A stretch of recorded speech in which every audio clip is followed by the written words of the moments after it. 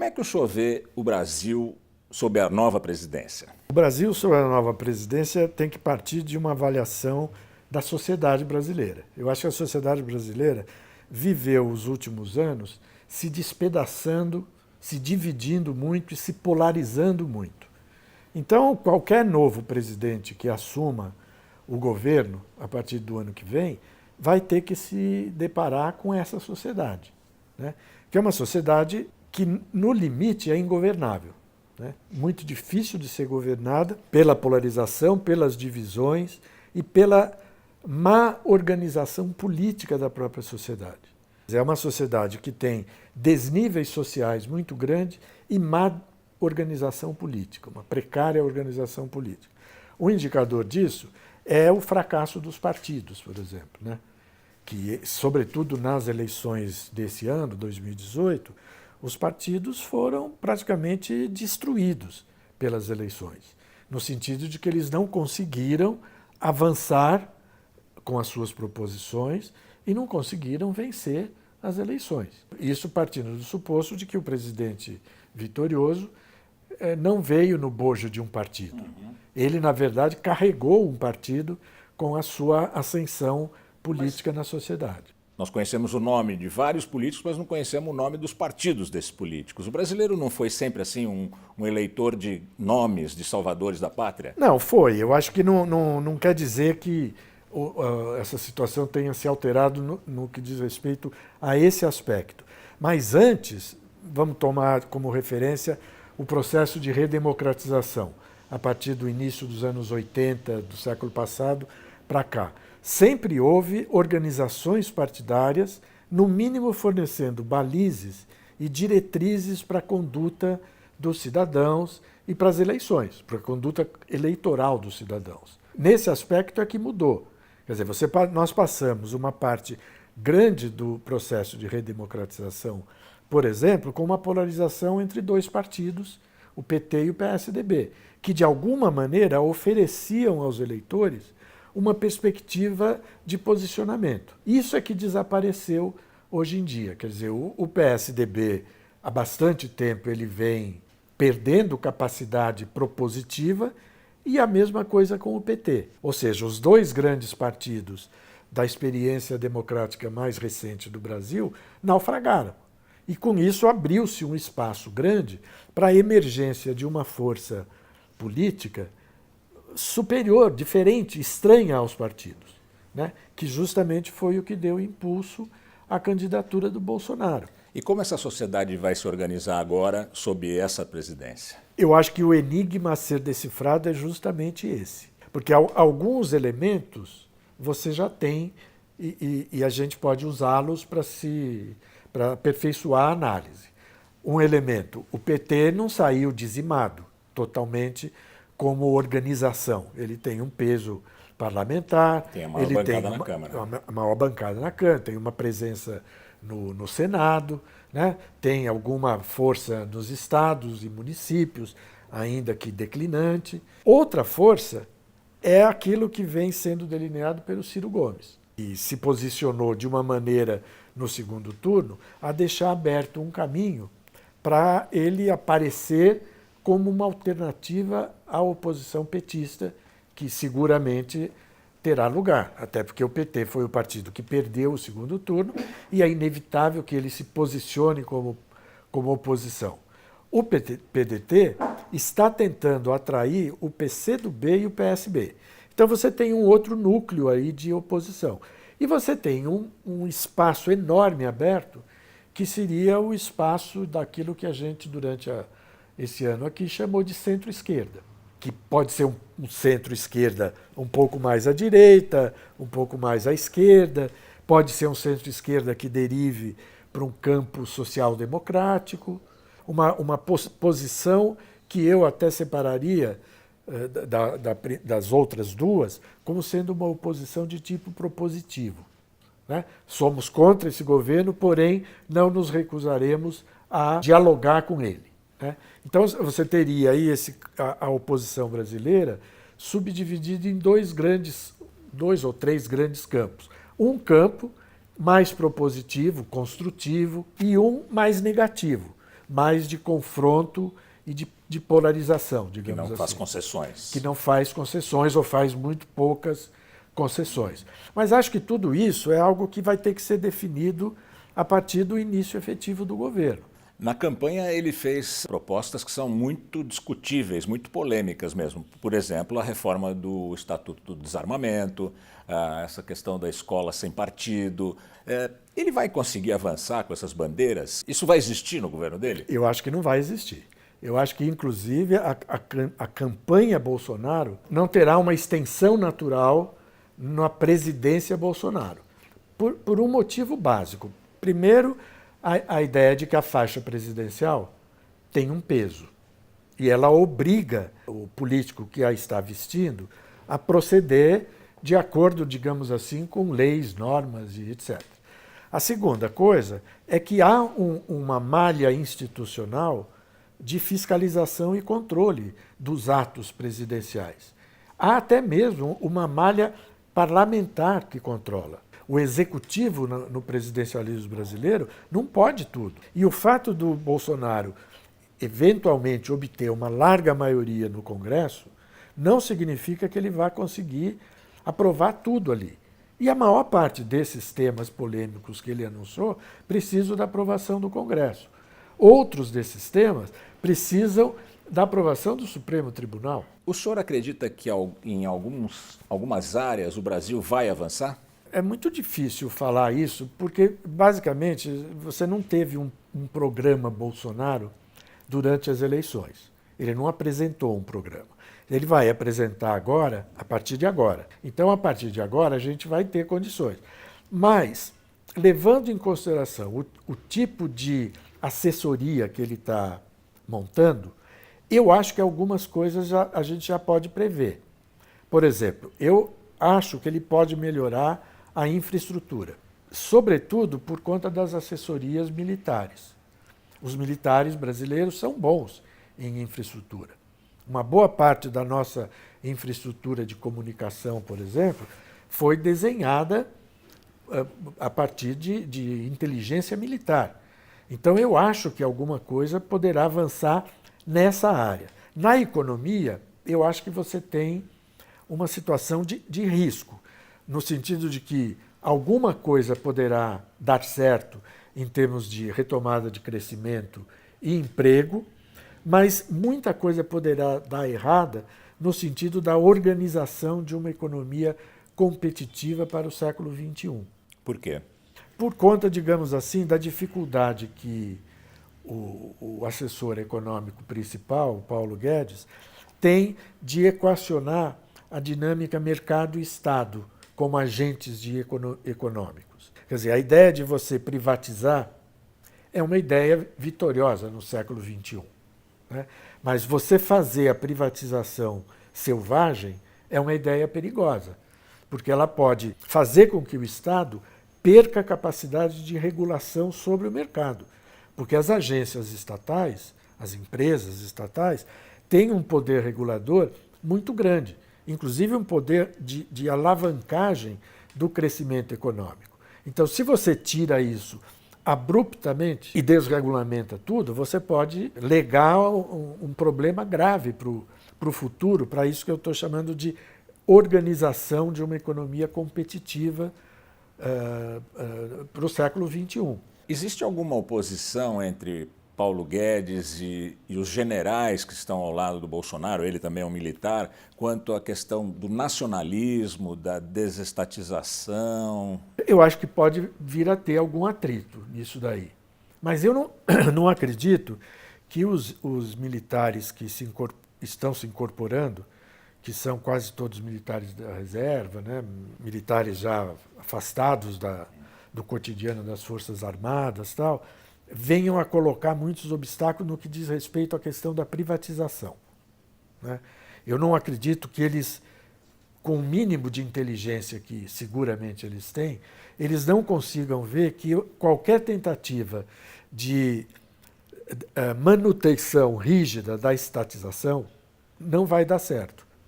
Porque o capitalismo do século XXI dificilmente vai seguir em frente com empresas estatais e mercados muito protegidos.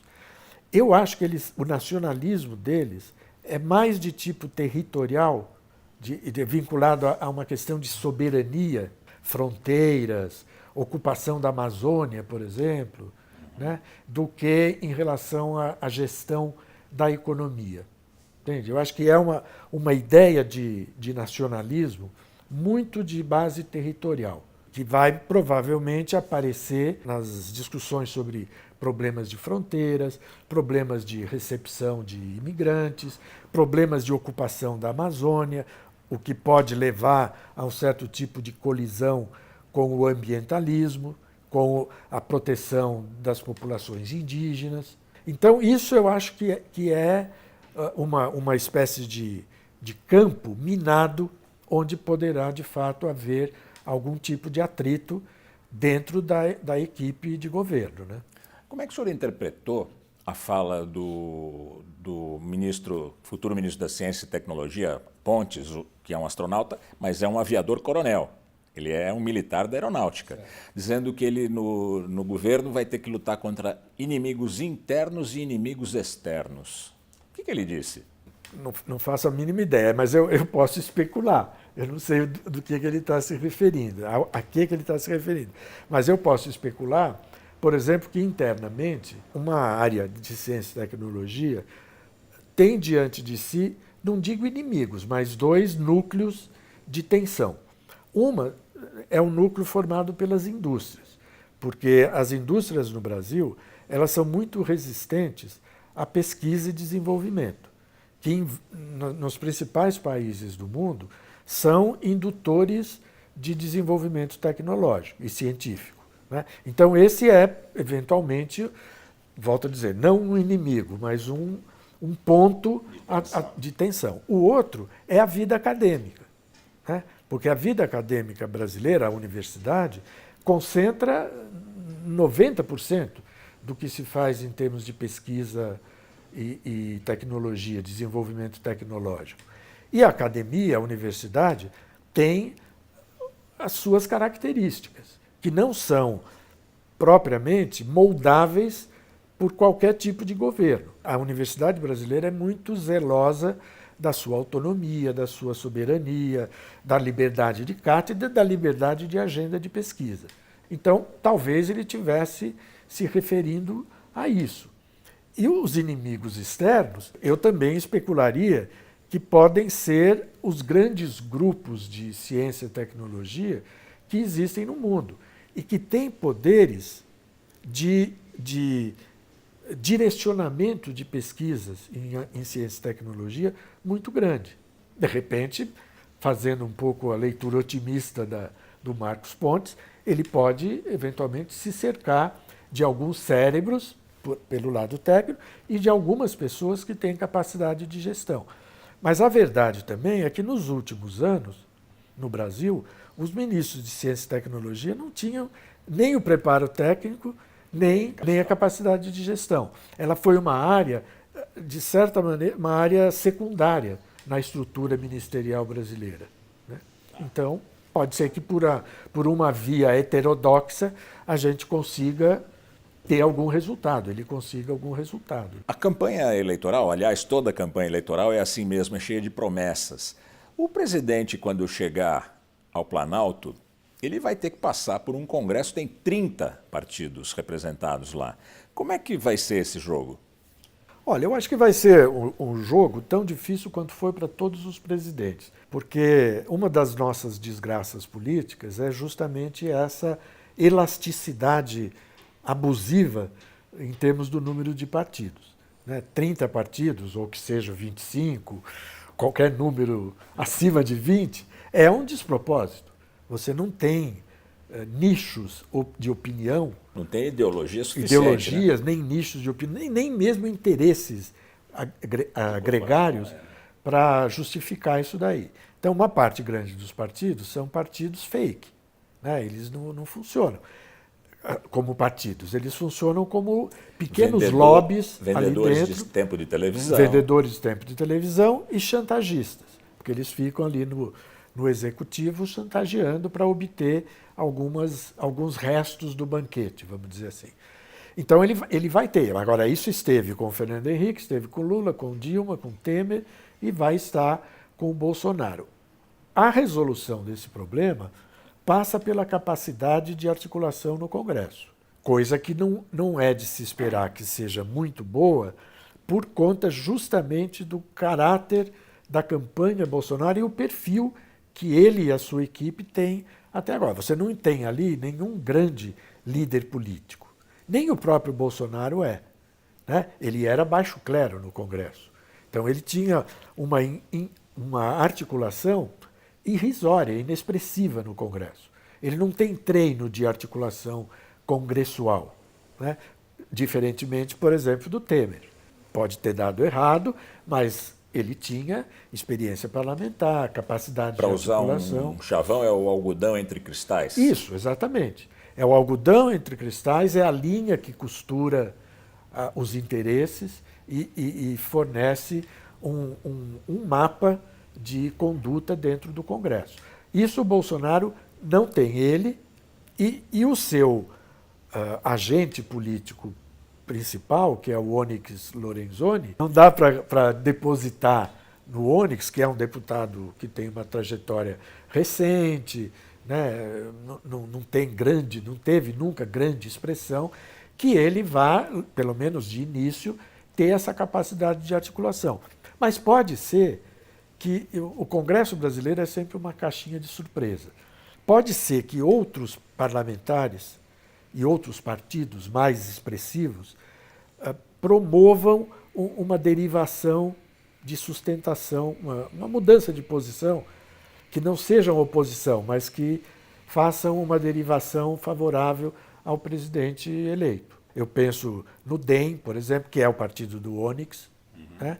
Mas é o partido também do presidente atual da Câmara, o Rodrigo Maia, é o partido do ACM Neto, que é um bom articulador político, que tem jeito para isso, ainda que esteja na Bahia, mas ele é deputado. Então pode ser que partes do MDB façam esse movimento também.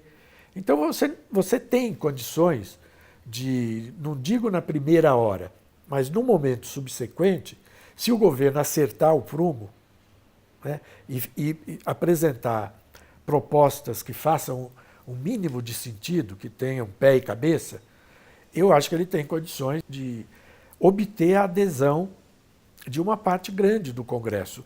Eles já falam que 300 deputados poderiam vir para esse apoio.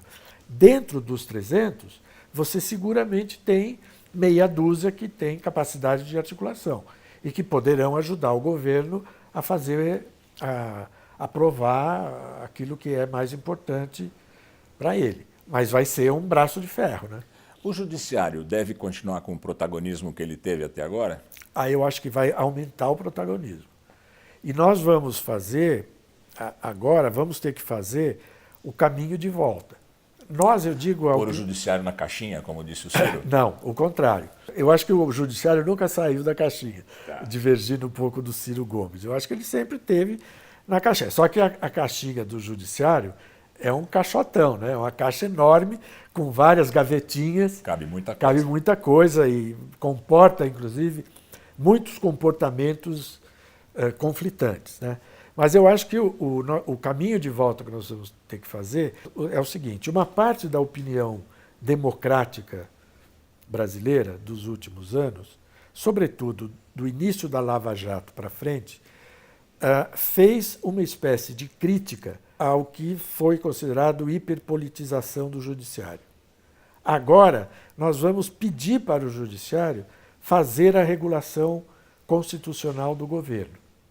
É nesse sentido que nós vamos ter que fazer a opinião pública democrática, a própria opinião petista vai ter que rever um pouco a crítica feita ao judiciário, reformulá-la para pedir ao judiciário que cumpra as garantias. Porque uma parte grande da narrativa Bolsonaro, se ele transformar isso em propostas efetivas, vai entrar em rota de colisão com a Constituição, com os direitos humanos afirmados já nos últimos anos dos quais o zelador é o Supremo Tribunal, né? Então, essas instâncias jurídicas superiores, eu acho que elas vão conhecer um momento de hiperatividade.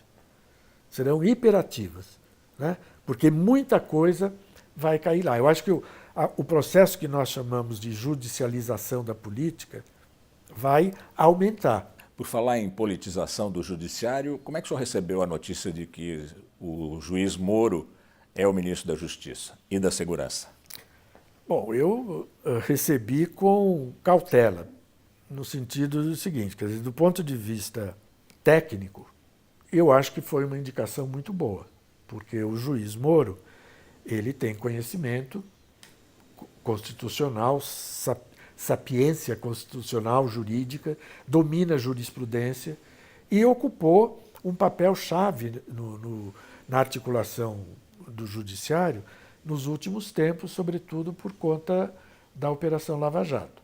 Eu acho que o problema virá do modo como a classe política, sobretudo a da oposição democrática, receberá. Porque, de certo modo, a ida do Moro para o ministério do Bolsonaro é quase que uma confissão, não explícita, né, de que ele trabalhou nos últimos tempos, de certo modo, orientado por aqueles elementos que deram força à campanha do Bolsonaro, particularmente o antipetismo, né? Quer dizer, então, a ida do Moro para o ministério é uma comprovação do discurso que se fez de que ele, como juiz de primeira instância, estava partidarizando os seus julgamentos. Então, isso poderá ser uma espécie de tijolo no caminho dele. Por outro lado, ele poderá neutralizar, pelo menos em parte, isso, com o grande apoio social que ele deverá obter por essa aceitação. Porque o Moro é uma figura, né? Não digo adorada por todos os brasileiros, mas tem um prestígio tem uma massa social muito grande de apoio, e isso poderá ajudá-lo a driblar essas dificuldades que ele vai ter, tanto com o caráter meio contraditório da ida dele para o ministério, como em relação ao julgamento como ministro, aos procedimentos como ministro que ele vai fazer, sobretudo levando em conta que ele vai pilotar um ministério fortalecido, né? Que está a segurança pública junto, Polícia Federal junto, combate ao crime e à corrupção. Ministério de muita visibilidade. Muita visibilidade e muita força, e que vai mexer com uma área delicadíssima da vida brasileira, que é a área de segurança, violência, tudo isso, né? Então, eu acho que ele vai ter que pisar em ovos, mas eu acho que, do ponto de vista, sem apoiar isso, mas do ponto de vista da gestão Bolsonaro, é um gol a favor, né? Eu acho que o Bolsonaro conseguiu marcar um gol importante com essa nomeação. Dá para perceber que cientistas políticos e jornalistas vão ter muito trabalho. Nossa, eu não posso nem falar em trabalho, viu? Seguramente muito trabalho, porque vai ser um período, digamos assim, em que a democracia brasileira vai ser posta à prova. Um teste dessa Constituição de 88, o senhor acha? Com certeza. Acho que é um teste da Constituição e é um teste da própria democracia, do regime democrático, porque nós estamos mergulhando numa época de experiência, de experimentação em termos de governo. E o que vai sair disso poderá ter repercussões graves no modo como a democracia brasileira tem sido praticada. Pode ser que ela não sofra uma derrocada, mas pode ser que uma parte da cultura dela seja hostilizada e tenha que sofrer algum tipo de adaptação. E nessa adaptação a gente pode perder alguma coisa. Vai ser uma época de desafio, por exemplo, para toda a pauta de direitos do Brasil, que nos últimos bons anos, desde o governo Fernando Henrique, é uma pauta que avançou, veio avançando, não retrocedeu em nenhum momento. Agora ela está diante da possibilidade de conhecer ou o retrocesso, que seria trágico, ou diminuição da velocidade de avanço, né? Ela vai avançar muito lentamente ou vai retroceder, né? Então, acho que aí também está uma coisa que vai nos desafiar. E a própria movimentação social, né? Quer dizer, o ativismo social que cresceu no Brasil, ele também vai estar sob júdice, digamos assim. Só que aí a gente entra num terreno um pouco mais complicado, porque o ativismo que cresceu no Brasil, vamos dizer assim, de 2013 para cá, ele não é um ativismo necessariamente contra um governo Bolsonaro. Ele é também um ativismo, digamos, para falar de uma outra maneira, ele é um ativismo de esquerda, mas ele é também um ativismo de direita. Você tem os dois ativismos hoje muito excitados no Brasil. As grandes massas urbanas suportaram Bolsonaro. É só olhar o mapa eleitoral e perceber isso. Com certeza. Esse namoro entre o Bolsonaro e essas grandes massas urbanas vai continuar por muito tempo? Só depende do Bolsonaro. O que eu quero dizer assim, se ele entregar aquilo que ele prometeu na campanha, o namoro continua.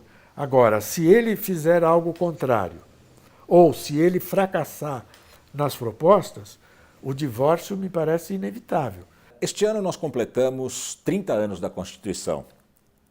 Essa Constituição ainda serve para o Brasil de hoje? Ela ajuda o avanço da democracia, o funcionamento da economia brasileira, ou ela precisa ser mudada profundamente? Não, eu não acredito que haja necessidade de uma mudança profunda na Constituição.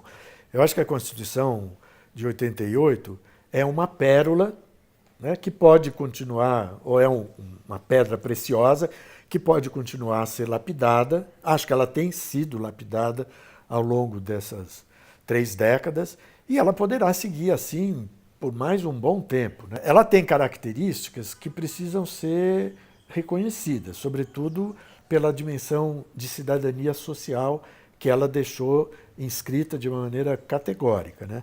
Agora, a parte constitucional, que talvez seja mais até infraconstitucional, né, de regulação no trabalho, na parte econômica, na parte mesmo da administração pública, eu acho que aí você pode imaginar algumas pequenas intervenções, como vem acontecendo. A própria reforma trabalhista que foi aprovada esse ano mexe em alguns elementos da Constituição. Agradeço ao Marco Aurélio Nogueira, professor de Teoria Política da Unesp. Muito obrigado pela entrevista e até a próxima. Foi um prazer. Até a próxima.